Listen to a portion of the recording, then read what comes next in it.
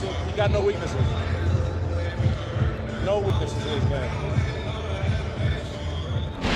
No weaknesses. You know what I love about that clip? Is What? that he's talking to Kyler Murray, who just got in the league, but he's reminding him how great Julio is. He's the best I've ever seen.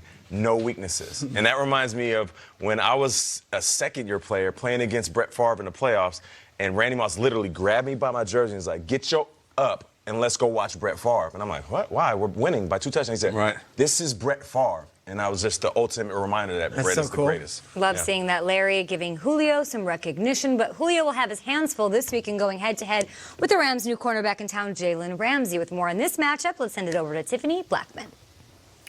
On Sunday, we could have a potential matchup between two of the best players at their respective positions in Julio Jones and Jalen Ramsey. And with Rams head coach Sean McVay saying their intent is to play Ramsey on Sunday, well, Jones was asked about that after practice on Thursday. He called Ramsey a great player and said he has watched some tape on him, but that was when he was with the Jags. So how will his addition to the Rams affect Julio's preparation? Here's what he had to say.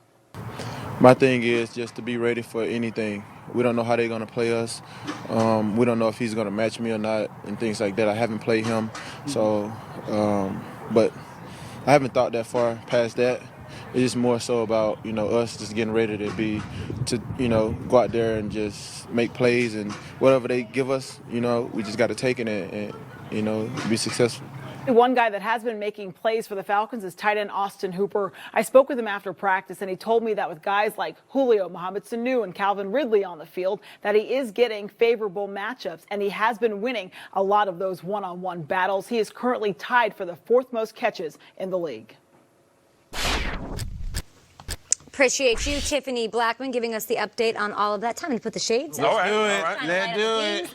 Brightest Stars presented by Oakley. I'm going with DeAndre Hopkins. DeAndre Hopkins is going up against the Colts in 11 games. He has 850 yards and 3 TDs, which means he's going to put up yards. But the thing about DeAndre Hopkins this year that's different than years past, he's not getting in the end zone like he used to be. Yeah, he's having some moments where he's not as crisp when it comes to catching the rock. He's not as fluid when it comes to running routes. And I don't know if it's just the focus is on him more now than ever. I don't know if it's the combination of having Will Fuller healthy, so he's not getting as many opportunities.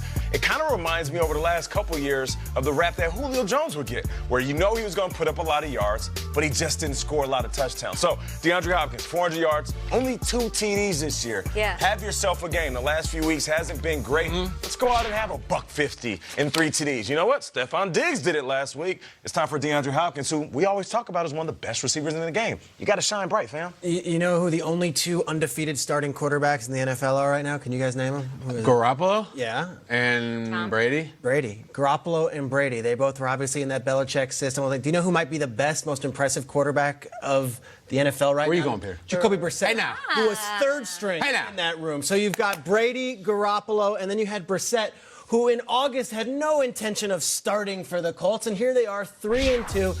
Coming off this, and there's what I look at. Are these the 3 kings, guys? That's amazing. That 3rd guy in, it is not some, like, hey, this is our friend, our buddy. No, this is a legitimate NFL starting quarterback, and Nate's talking about this Texans-Colts game. The AFC South is going to go down to the wire. Every game matters, and guess who's 3-0 versus the Texans over the course of his career? Jacoby Brissett.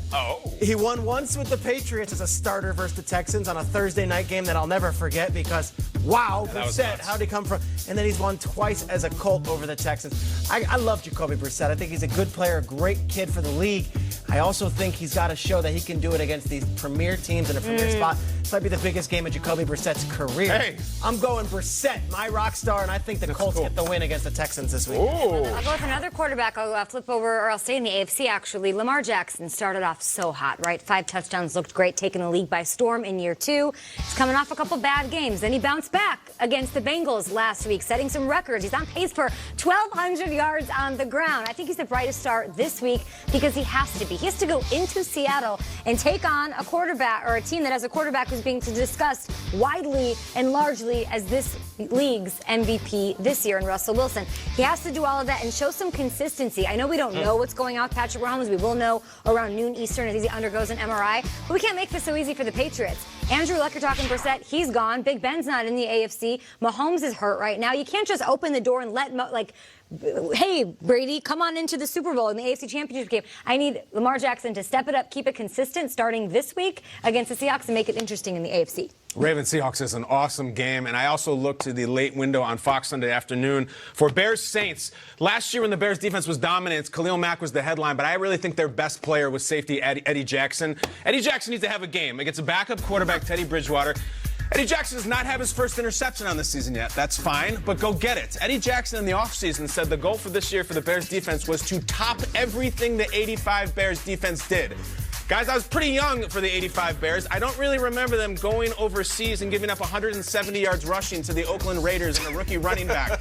Remind me if that happened, but I don't recall it. I know that season pretty well. That's fine. It happens. You're off the bye now. Control-Alt-Delete on the season. Eddie Jackson is the tone setter of the entire secondary, and Michael Thomas, I think, is the best receiver in football right now. Eddie Jackson, have a day. Those are our brightest stars. That one is in Chicago. Will Selva's in Culver City on the West Coast with more. What's going on, Will? Take it away. Hey, what's going on there, Kay? And guys, happy Friday to all of you. Well, America's spleen, as Kyle dubbed it, prevailed over America's team last Sunday. After this win, quarterback Sam Darnold became Neo in the Matrix. He's taking on all comers, including the undefeated Patriots. Darnold, of course, exploding for 338 yards and 2 touchdowns, his third career 300-yard game. He's only played the Pats once in his career. It was Week 17, 2018. It was an L. Still, the young signal caller isn't getting caught up in what New England has done thus far in 2019.